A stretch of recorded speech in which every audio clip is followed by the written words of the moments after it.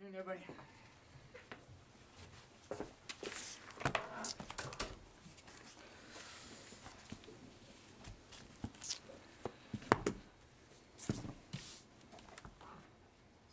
Okay, a couple of things here before we get going.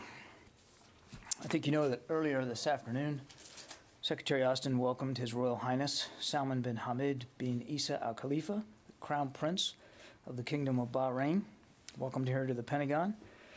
The two leaders met to reaffirm the strength of the U.S. bilateral defense relationship and partnership with Bahrain, which is a major non-NATO ally of the United States. They also discussed the importance of expanding regional cooperation to confront the full scope of threats from Iran, including strengthening air and missile defense and bolstering our maritime security. The Secretary thanked the Crown Prince for Bahrain's long-standing hospitality to U.S. forces, including, of course, hosting U.S. Naval Forces Central Command and the U.S. Fifth Fleet. He also underscored U.S. gratitude for the Crown Prince's personal engagement in supporting the 2021 Afghanistan evacuation mission, which, of course, exemplified Bahrain's dependable partnership. Now, moving on, I often come out here and tell you what we have done, both in terms of exercises and operations. Today, I want to talk a little bit about something that we are not going to do, and I want to explain why. Last weekend, as you saw, President Putin directed a special alert of Russian nuclear forces. Now, in this time of heightened tensions, the United States and other members of the international community rightly saw this as a dangerous and irresponsible, and as I've said before, an unnecessary step. Both the United States and Russia have long agreed that nuclear employment could have devastating consequences. And we both agreed, most recently this year, in the context of the P5 statement, that a nuclear war cannot be won and must never be fought. Such provocative rhetoric and possible changes to nuclear posture involving the most consequential weapons in our respective arsenals is unacceptable. The United States has not taken any similar steps. And so in an effort to demonstrate that we have no intention in engaging in any actions that could be misunderstood or misconstrued, the Secretary of Defense has directed that our Minuteman III intercontinental ballistic missile test launch, scheduled for this week, to be postponed. And we did not take this decision lightly, but instead to demonstrate that we are a responsible nuclear power. This is not a step backwards in our readiness, nor does it imply that we will necessarily cancel other routine activities to ensure a credible nuclear capability. We remain confident in our strategic posture, as we've said before, and our ability to defend the homeland and our allies and our partners remains fully intact and ready. We recognize at this moment of tension how critical it is that both the United States and Russia bear in mind the risk of miscalculation and take steps to reduce those risks. And then lastly, he's not sitting here. But I want to just take a moment to wish the department's best wishes to Mr. Bob Burns. He is, just as I think you know, announced that after 45 years of reporting, that he's going to retire, and really finally get a chance to spend more time with his family. As you know, he's been a staple here for decades, the dean of the press corps, and without question, a gentleman in every sense of the word. A great, dogged reporter, but a gentleman. And I'd like to just take a minute to read a little something from a book that was written by one of my predecessors. It's called Confirm or Deny. It's written by Phil Golding, and he wrote this book after he left after the McNamara administration. But he says something here about the Pentagon press corps that I think suits not just all of you, but certainly Bob Burns to a T. So if you'll just indulge me for a few minutes. And the responsible members of the underrated press corps of the Pentagon sit in their grubby room on the second floor of the big building and pore over the statements of top defense officials, checking them against the outstanding files many keep, Their dog-eared copies of the huge budget book, the posture statements, and dozens of volumes of congressional testimony are underlined and indexed by their own work, and the margins are annotated. While they do understand the hardware of weapon systems, the good ones are also experts on the NATO alliance or the Middle East tinderbox, and several of them know more about nuclear strategy than some of the academicians who write on the subject. I think that is a perfect way of describing Mr. Bob Burns, particularly that stuff about the nuclear strategy. He spent an awful lot of time reporting on our nuclear capabilities and our nuclear posture, our nuclear training, our nuclear readiness. So with everything going on today, the stuff that I just opened with, and the tensions in Ukraine, the meeting with the Crown Prince of Bahrain in the Middle East, the tinderbox, as Mr. Goulding wrote about, all that happening today, and then to be able to talk about a guy of Bob Burns' caliber fixing to retire after 45 years, I think just really, really appropriate. Personally,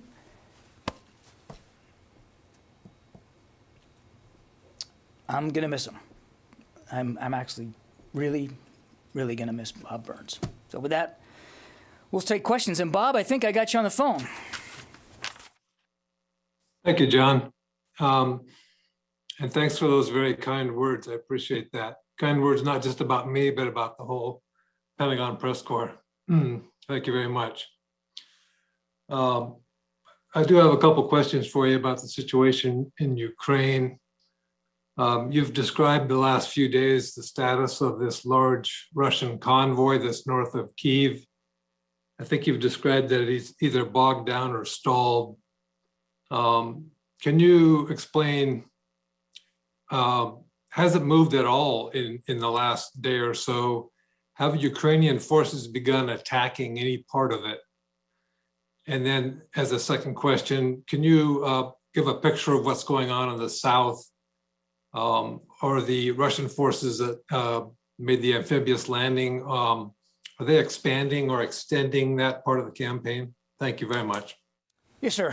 So on the convoy, what I would tell you is we still assess that that convoy, but more broadly speaking, the northern push by the Russians down towards the south, towards Kyiv, remains stalled. They haven't, from our best estimates, have not made any appreciable progress, geographically speaking, in the last 24 to 36 hours. And again, nothing very significant. It is difficult for us to know with great specificity all that is going into this stall, if you will. But in general, we believe that there's a couple of reasons for that. One, we believe the Russians are deliberately actually regrouping themselves and reassessing the progress that they have not made and how to make up the lost time. Two, we do believe that they have experienced logistics and sustainment challenges that we don't believe they have fully anticipated. And three, they are getting resistance from the Ukrainians. We have some indications, nothing that we can 100% independently verify, but we have some indications that the Ukrainians have in fact tried to slow down that convoy. And we have no reason to doubt those reports, but again, we can't speak to it in great specificity. In the south, the Russian forces appear to be experiencing, in general, less resistance than they are up in the north. That said, the town of Kherson, which we knew they were moving on out of Crimea towards the northwest, that is, in our estimation, at least from what we can see, still a very contested fight. I know the Russians have claimed that they've got the town of Kherson. We're not in a position to call it either way. It appears to us that the Ukrainians are certainly fighting over that town. Coming out of Crimea to the northeast, we knew that they were advancing on Mariupol, a major population center in the south. We believe that advance is ongoing. That we don't believe that they are in the city center, and we do have every indication that Mariupol will be defended. So they are sort of branching out. If you look at Crimea and go north, they're branching out to both the northeast and and the Northwest. But they are beginning now, our assessment is, as they get closer to these two population centers down in the south, we believe they're facing more resistance. Yes, anybody here? Tara. John, on the change to the Minuteman test, have any other changes been made to U.S. nuclear forces to put them on a higher alert readiness level? And then secondly, while the convoy is stalled, there are some indications that maybe the window is closing to be able to get aid into cities that may become under siege. What is the U.S. and NATO partners doing to maybe maximize the amount of aid that can get in while there's still a window open? So on the second question, I would just tell you that security assistance continues to flow, not just from the United States, but from many of our allies and partners. And as recently as even just the last 24 hours. We are making every effort to get as much security assistance as we can to the Ukrainians as fast as we can. And on the humanitarian side, again, we're going to continue to work with international organizations and NGOs to try to stem and assist in whatever way, not from a military perspective, I'm talking about from an administration perspective. We estimate, or we have seen numbers coming out of the UN of more than 500,000 people now leaving the country, as well as perhaps tens of thousands, if not more, internally displaced. So clearly, Mr. Putin is causing a humanitarian crisis as well. Jen. On the nuclear posture. Oh, I'm sorry. So first, I'd say this delayed test is not affecting our strategic nuclear posture and our deterrence. Just not. It's not canceled. We're just moving it to the right a little bit. And I won't talk about the specifics of our deterrent posture, except to repeat what I've heard the Secretary say many times, that he's confident, that he's comfortable, that the strategic deterrent posture that we have in place is up to the task of defending the homeland and our allies and our partners. Jen. John, what will the U.S. government do if President Putin's soldiers kill or harm President Zelensky? What will the consequences be? Well, look, I'd rather not get into individual hypothetical scenarios, Jen. Clearly, we know that Mr. Putin wants to topple this government and replace it with his own. And he's already caused the loss of life, of innocence. He's already caused destruction of civilian infrastructure. And all that blood is on his hands. And any more blood that's shed is still going to be on Mr. Putin's hands. But I won't speculate about particular outcomes here with respect to individuals. Can you authenticate these videos that are circulating of Russian soldiers who are being held as POWs? Do you have any? We can't. I'm sorry. We've seen the same videos that you have. We have no reason to doubt them, but we can't independently verify them.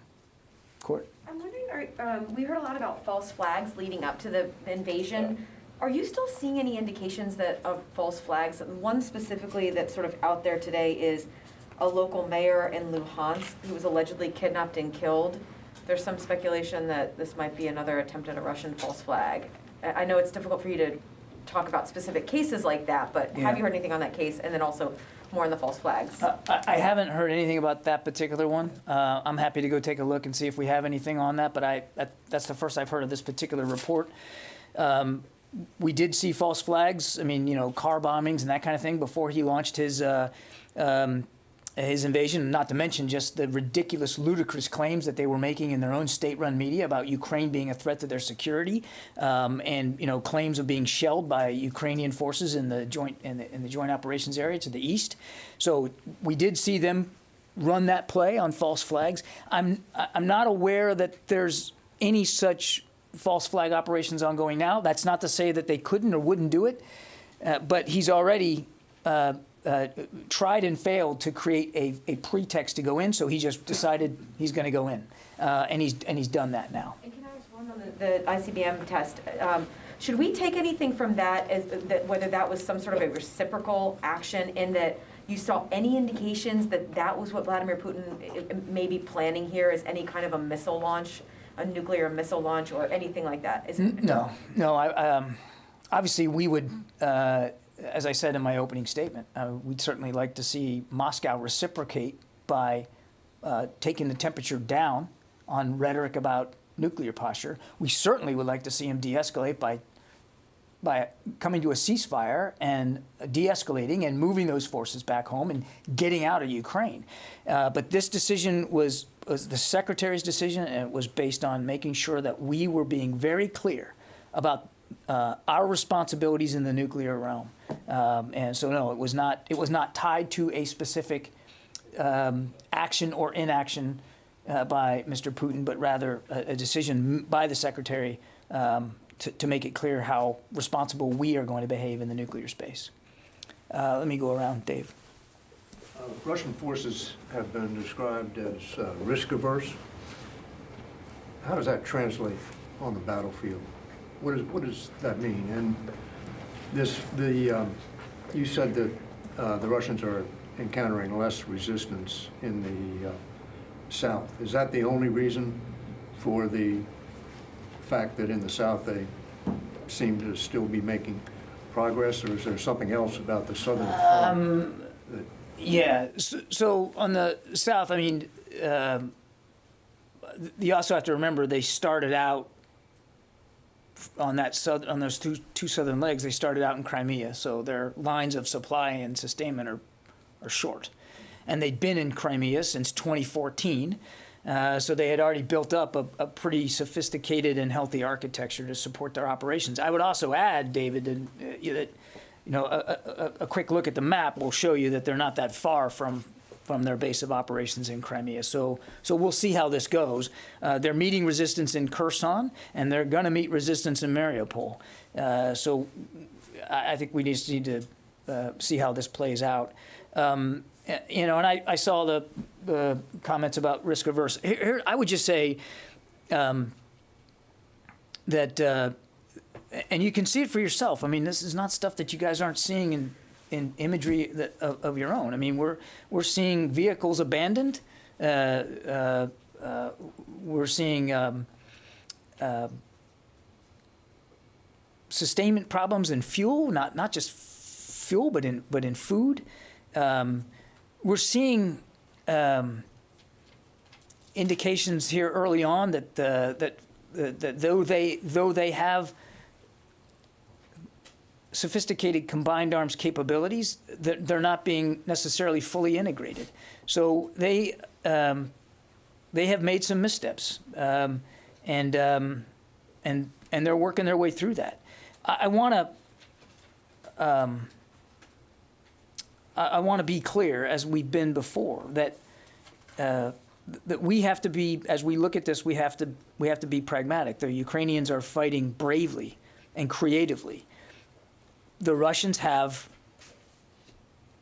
a significant amount of combat power applied in Ukraine, and they still have some significant combat power that they have not engaged in the fight.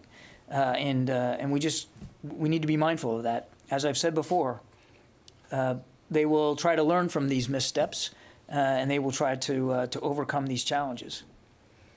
Jim? Is it just a matter of time before the Russians behind the... I'm not. I think that's too soon to make that argument. They have been surprised by the stiff resistance that they are facing by the Ukrainians, and I don't believe that they fully factored that in. So I'm certainly not going to be one to call it one way or another here. The Ukrainians are fighting for their country, and they're making a difference. Jim? First, I second everything you said about Bob Burns. And second, are you seeing the Russians bring in reserves from outside the areas that they had concentrated in before? Are you seeing them bring in more aircraft, more troops, perhaps, to apply to the struggle in to apply to the invasion in Ukraine? No, Jim, we haven't. We haven't seen any indications that Mr. Putin feels the need to bring in additional reinforcements from elsewhere in the country. He began to build up this combat power starting in the early fall, and has at his disposal more than 150,000 troops, more than 120 battalion tactical groups, and while we assess that the majority of that combat power is now in Ukraine, that doesn't mean that he doesn't have stuff that's not committed, and it doesn't mean that what he has in Ukraine has been diminished. They have lost a sense of momentum here, but that doesn't mean that they still don't have the power at their disposal. The Ukrainians also have retained a lot of their combat power, our assessment is, and as I said, they're fighting back. They're fighting back bravely. Fadi. Thank you, John. On the nuclear, I have two questions on the nuclear issue on Ukraine. On the nuclear issue, in addition to this announcement and basically communicating to Russia what you said of the responsible behavior in the nuclear realm, is there any context now with the Russian counterparts on this nuclear issue to try to bring down the tension? And on Ukraine, does the Pentagon assess that the Russian forces, whether they have basically met any of the objectives of this operation so far on the seventh day? Did they achieve anything that they wanted to achieve based on the schedule that they might have had? On the nuclear question, I have no communication to speak to. I think the Secretary's decision today speaks volumes. On your second question, you have to forgive me for not having perfect knowledge of the Russian plan. All I can do is tell you what we're seeing as best we can see it. And they have not taken any of the major population centers that they appear to be wanting to take. And again, we think that there's a variety of reasons for that, not least of which is the bravery and the skill and the creativity of Ukrainian fighters. Yeah, in the back there. Yeah. Oh, thank you, John. I can't see you. It's okay, go ahead. Yeah, thank you. You told at the very beginning about the situation in Kiev and at the south of the country. I got my audience in Ukraine, and their main concern is about the western Ukraine. Millions of people are going right now to the cities like Lviv or Ivano-Frankivsk. Yeah. They believe it's safe there. So what's your estimate about the western Ukraine, and any signs as of now that Russia is preparing to attack or to capture western Ukraine, or they're concentrated on Kiev and south only? Yeah, again, I'm going to be careful here not to anticipate Russian moves. All I can do is tell you what we're seeing, and we're seeing a continued desire to advance on Kyiv, fighting in Kharkiv, fighting in a town, and I'm probably going to not pronounce this right, but Chernihiv, and then what I described in the south. So largely, the effort appears to be to north of Kyiv and to the east in the rest of the country. I don't know what Russian designs or plans are for Western Ukraine, so it's hard for me to predict. Yeah. Mike Bress with Beat. Hey. Two questions. The first one, for the nuclear test, is there a date that it's going to be postponed to, or is it postponed indefinitely until tensions simmer? We don't have a rescheduled date right now. And then the second thing, in your answer to Bob, it sounds like you were parsing a little bit in terms of the attack on Kyiv or directed toward Kyiv. It seems like you were making a distinction between the convoy and everything you're seeing. Is there a second portion of what Russia's doing towards Kyiv that you're seeing? Just because all the attention is focused on the convoy, it seems like you were just parsing a little bit in your language there. I assure you I never parse. What I was trying to make the point I was trying to make, and I know there's a lot of interest in this convoy. I'm not clear, we're not clear, that you can segregate the convoy from their advances on Kyiv or what they're trying to do on Kyiv. We don't have perfect visibility into every vehicle that is in this convoy and what their intended destination is or may be. But on the face of it, it appears to be a chance to contribute to the advance on Kyiv, just based on geography. So what I was trying to do, perhaps inelegantly, was to broaden this out a little bit, and rather than stay focused on a convoy, try to look at it in perspective here. It's of a piece of what we believe their desire, which is to take Kyiv. Could you speak a little bit more specifically on that larger picture that you're seeing from the north? I'm not sure I can give you much more than I have, I'm afraid, Mike. As I said, we're somewhat limited in our ability to know and understand everything. We still believe it's Mr. Putin's desire to topple the government. In order to do that, he believes he has to take Kyiv. He continues to want to advance on Kyiv. That advance has been stalled. They are working through that, we think, right now. And a big reason why it's stalled is Ukrainian resistance, which continues right up to this hour. In the back there? Oh, hey. Hi. I have two questions for you. One, just you've outlined all these different population centers as being targets of the Russian advance. Yeah. Is there anything that you're seeing to maybe connect the dots between some of those in a potential, partitioning of the country, but between the population centers, efforts to kind of, Sure. to connect those dots, basically. And then the second thing, you mentioned how the Ukrainians are resisting, slowing things down with the convoy, et cetera. Tactically speaking, would you define those as, defensive maneuvers or potentially offensive maneuvers that they're using against certain parts of the Russian military, whether it's convoy or other vehicles that you're seeing in the country? Are they, are they waiting to be fired on, or are they taking more aggressive measures? The Ukrainians? The Ukrainians, yeah, from that side. How would you define kind of their strategy here? They're defending their country. And every shot they take, every maneuver they execute, is designed to defend the sovereignty of their country. It's about defense, and they're fighting a very strong defense. On your other question, again, I have to confess to not having perfect knowledge of Mr. Putin's planning here. But on the face of it, as we see what we see happening on a daily basis, it appears as if they are moving along what we would describe as three main axes of invasion. One is from the north down towards Kyiv. And essentially there's sort of two forks there, northeast and northwest, kind of coming down on Kyiv. One avenue through Belarus and one avenue through Russia. There's also a southern advance that we've already talked about that's branching out of Crimea to the northeast and to the northwest. And then we see a push from what we would consider sort of the northeastern group that is moving on Kharkiv. Kharkiv is valuable because it's such a big city. It is a major population center. But it also could give Mr. Putin, again, Karun, I'm not an expert on what they're planning to do, but it certainly could give him an avenue of approach towards Kyiv. If the plan was to advance on Kyiv from multiple directions, then that direction might be one credible one that they could use.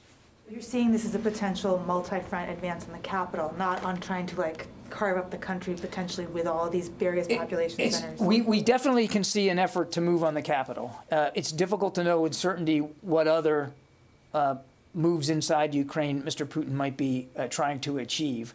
And again, it's hard for me to speak to a plan that we don't have perfect visibility on. So the idea of carving Ukraine up, I just can't speak to that specifically. It is entirely also possible that that what they're doing in the east could be an effort to fix Ukrainian armed forces in that eastern region so that they can't come to the defense of others. But again, they have not achieved success in the major population centers to date that we see them trying to move on. Tony. I have a couple questions. One terrestrial and one space related. You mentioned earlier that the Russians haven't fully demonstrated a integrated combat arms capability. This is something the U.S. practices all the time at the National Training Center, and the Marines do also.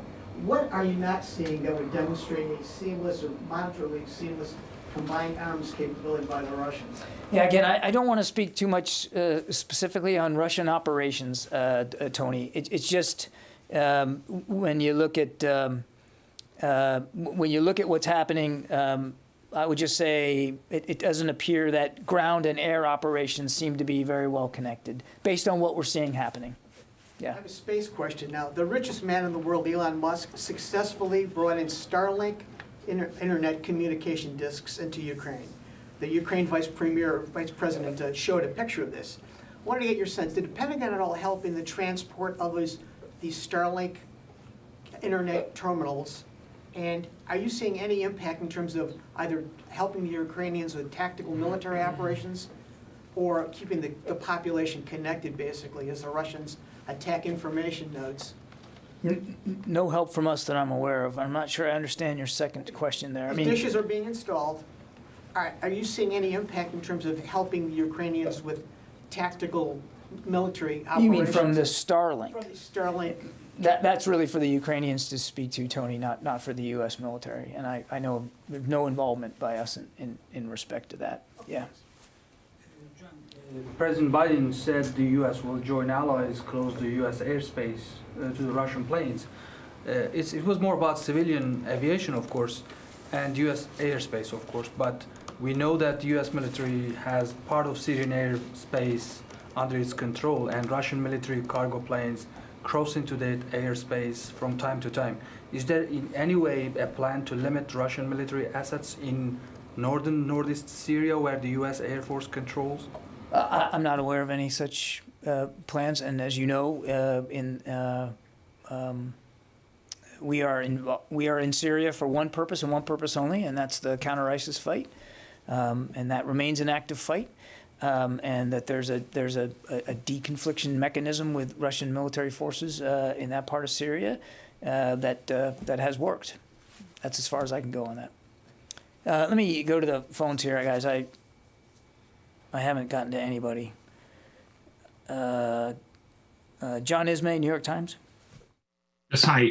Today at the emergency special session of the United Nations General Assembly, U.S. Ambassador Linda Thomas Greenfield said that cluster munitions and what she called vacuum bombs are banned under the Geneva Conventions. And I'll say here that I assume by vacuum bombs, she meant fuel air explosives or other forms of thermobaric weapons. So I was hoping you could tell me what the status is of the Pentagon's ongoing internal review on its own cluster munitions policy. And can you say whether the Pentagon believes that cluster munitions and thermobarics are banned under the Geneva Conventions? Thanks. John, I don't have any updates for you on the policy reviews with respect to cluster munitions, and I'm going to have to take your question on the Geneva Conventions. I'm afraid I'm not an expert on that, and rather than spitball it, I'll take the question and we'll get back to you. Abraham Mashi. Hey, John, two questions. Number one, how much coordination is going on between the United States Air Force, NATO, and the Ukrainian Air Force? And second question, is the U.S. Air Force continuing to fly ISR and other aircraft in international airspace over the Black Sea? And if not, why not? Thank you. Abraham, I'm not going to talk about flight profiles. We don't have any aircraft, manned or unmanned, flying in Ukrainian airspace. And the question about specific coordination or communication with the Ukrainian armed forces is better put to NATO. What I would just tell you, our support for the Ukrainian armed forces right now is very largely in the form of security assistance, which continues to flow and gets into their hands. Can I just follow up on the question from the New York Times? Is the U.S. a signatory to the 2008 cluster bomb munitions treaty? And if not, why not? We aren't, and I don't. Again, we're still going through a policy review on this, so I don't have anything to update you on that. Phil Stewart, Reuters. Hey there.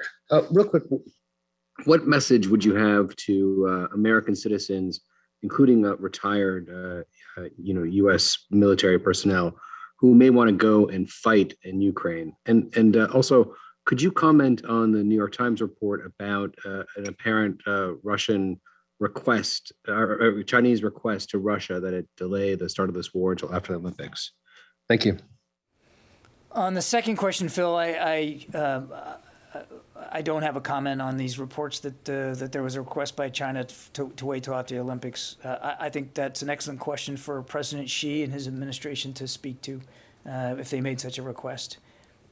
We tried hard to prevent the war through diplomatic engagement. There was no need for it to happen. Not to happen on a certain timeline or after a certain Olympic event. It shouldn't have happened at all. There was no reason for it. It was unprovoked. Ukraine was never an aggressor to Russia or anybody else. So the issue of time, I think that's one that Mr. Xi ought to have to answer. And on the other question, I mean, what we would tell Americans who want to help Ukraine is to find ways to donate and contribute to the many nonprofits that are already working to try to get humanitarian assistance into the people in need. The Secretary of State has been nothing but consistent over these many weeks that Ukraine is not a good place for Americans to be right now. Carla Babb. Hey, thanks for doing this. On Belarus, just can you give us an update about any indications of Belarus, their military getting involved? And also, we've all seen this video of the Belarusian president showing a map of the Ukrainian invasion. What's the Pentagon's take on this map? And it even seemed like some of the attack was directed against Moldova. What are the possibilities of this war spilling over to Belarus or to Moldova? We've seen we've seen these images too, Carla. I can't speak to this map. I can't validate it. We don't have perfect visibility into Russian plans for Ukraine beyond what we believe to be their desire to topple the government and to supplant it with one of their own. So I think the Belarusian president should have to speak to this map, and so should President Putin. What we would say, and say firmly and again and again and again, is this war didn't have to happen. And there's still options available to Mr. Putin that aren't in the military realm. He can still choose to agree to a ceasefire. He can still move his forces out. He can still de-escalate. And I believe that, quite frankly, the future of Ukraine should be up to the Ukrainian people. And they are making their choices pretty clearly known through the resistance that they're offering to this unlawful and unprovoked invasion of their country.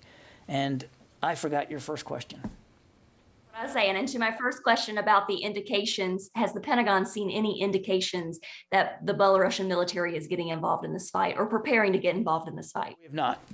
No, we have not. Yeah. Go ahead. Yep.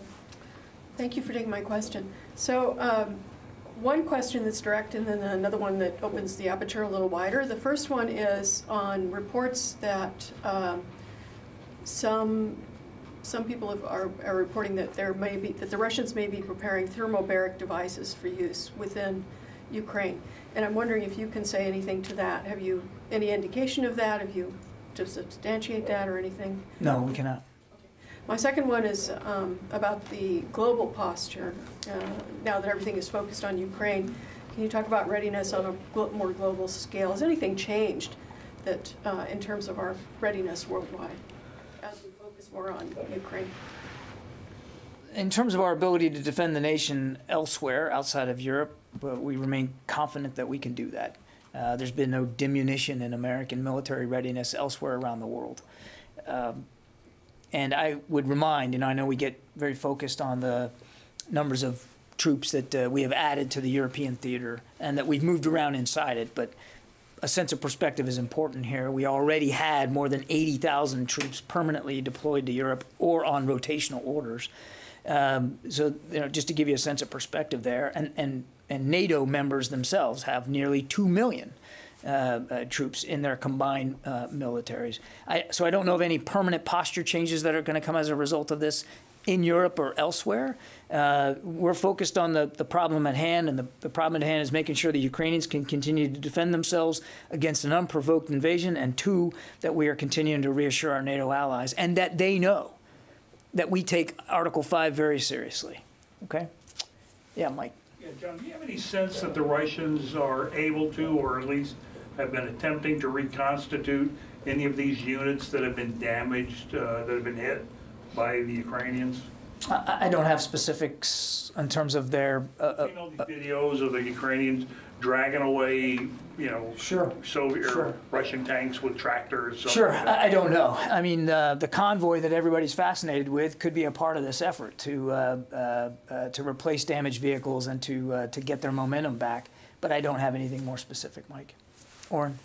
John, I was just wondering, with the closure of U.S. airspace to Russian flights, can you sort of give us a sense of how that would work if a Russian flight attempted to approach U.S. airspace? Is that NORAD's role to intercept? Is there coordination with the Canadians, or how does that play out? Without getting into specific hypotheticals, NORAD is perfectly postured. This is the mandate for NORAD to protect our homeland, North American homeland and airspace, and they're ready to do their contribution to the president's order. I think I just need to leave it at that. Janie. Thank you, Bernie. Thank you very much. I have two questions, Russia, China, and South Korea.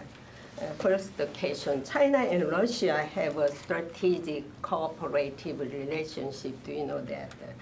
And these two countries have completed joint military exercises recently.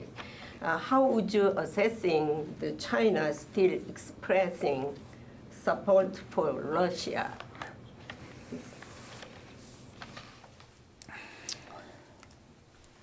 We've seen basically through statements some at least tacit approval by the Chinese for what Russia was doing. Now, in the last few days, some of their foreign ministry spokespeople have appeared to walk some of this back a little bit by talking about Ukrainian sovereignty, which is welcome to see. But we haven't seen China join the list of countries that have enacted sanctions on Russia.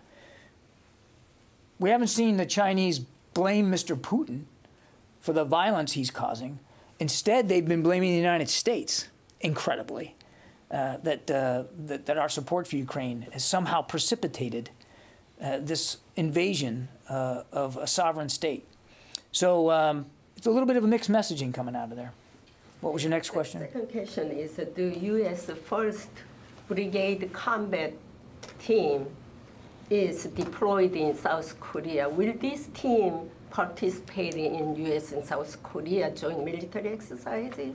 I'd refer you to U.S. Forces Korea, Janie, to talk about training events and what that looks like and who's participating in them on a routine basis. I don't have that level of detail. Last year they said the routine basis, like their nickname is Blue Dogs. But this year, like... Yeah, I don't have any updates on training events on the Korean Peninsula. That's something that's really better addressed by U.S. Forces Korea and how they're going to do that and with what forces. Yeah, Matt. Hi, John. Thanks. You said you're not aware of any ongoing false flag operations. I'm wondering if the U.S. is aware of any other sort of Russian preparations to posture along other borders, anything like that near the Baltics maybe, or Kaliningrad, bordering Lithuania. Okay. No, sir. You already had one. Yes, sir. You mentioned you met with officials from Bahrain. They expressed concerns regarding Iran. What were they concerned about at the current stage? Was one of them a possible alliance with Russia in the sense that they have nuclear ambitions and both are viewed as pariahs on the world stage? I think it's just in general, as is often the case when we get a chance to meet with our partners in Bahrain, there's general concern about Iran's destabilizing activities almost across the board. Support for terrorists and proxies, an advancing ballistic missile program, maritime threats, and of course their continued nuclear ambitions. All those were things that the Secretary and the Crown Prince had a chance to talk about, not necessarily Iranian foreign policy beyond that. Okay, I'll take just a couple more and then I'm going to have to go. Okay, go ahead. Sorry. On China, have you, since the invasion of Ukraine by Russia, have you seen any increased air or naval intimidation by Chinese against Taiwan? I have nothing more operationally to talk to you today in terms of Taiwan specifically. I would just say that nothing's changed about our belief in the One China policy and in the freedom of navigation through the Taiwan Strait. I just leave it at that. Yeah, Tony. You started out early this morning. You started out saying that the Minuteman III test was delayed. For the record, can you break down the last time this has happened? This is not the first time it's happened. A delay? Yeah, when's the last time? I think you were here when Hagel delayed one over not a Minuteman III test for a geopolitical reason. Can you get a breakdown of the last time? Yeah, you have to let me take that question, Tony. I don't have that. You're starting to get Twitter feeds from some of the conservative members of Congress alleging, you're capitulating or this and that. As I said, let me repeat it. I'll get you the answer to your question. I don't have the history. This is not a diminution in our readiness whatsoever. Doesn't change our strategic posture. This was a test, and we do several a year. They're planned 3 to 5 years in advance. It's not going to change our strategic deterrent posture one bit. It is a wise and prudent decision by the Secretary to send a strong, clear, unambiguous message to Mr. Putin how seriously we take our nuclear responsibilities at a particularly tense time. Tension, I might add, Tony, that Mr. Putin contributed to with his unhelpful and unnecessary rhetoric with respect to alert status on his nuclear posture. Okay, thanks everybody. Appreciate it, and we'll see you tomorrow.